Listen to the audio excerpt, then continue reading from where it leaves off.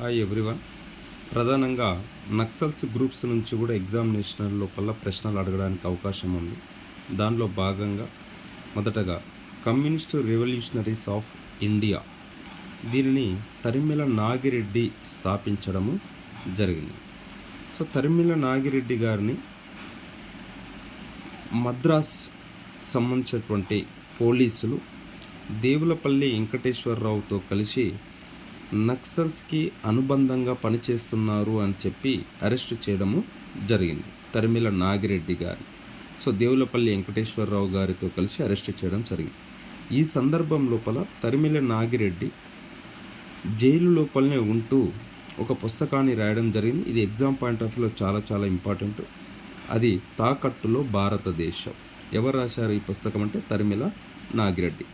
మరొక నక్సల్ గ్రూప్కి సంబంధించినటువంటి సమాచారం ఏంటంటే United states of India, communist party United states of India, దీనిని స్థాపించింది మారోజు వీరన్న. మారోజు వీరన్న ప్రధానంగా దళిత బహుజన మహాసభని స్థాపించడం జరిగింది.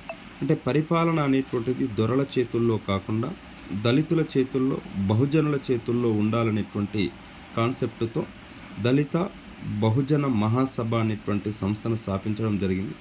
సో ఇతనిని 1999 సంవత్సరం లోపల పోలీసులు ఎన్కౌంటర్ చేయడంతో ఇతను మరణించడము జరిగింది. సో ఈ విధంగా మనకి నక్సల్స్ గ్రూప్కి సంబంధించినటువంటి దానిలో ప్రధానమైనవి రెండు ఏవి అంటే కమ్యూనిస్టు రెవల్యూషనరీస్ ఆఫ్ ఇండియా, మరొకటి వచ్చేసి communist party United states of India. వీటికి సంబంధించినటువంటి సమాచారంలో భాగంగా మారోజు వీరన్నకు సంబంధించి దళిత బహుజన మహాసభని గుర్తుపెట్టుకోండి.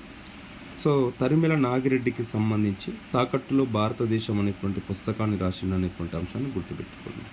Thank you.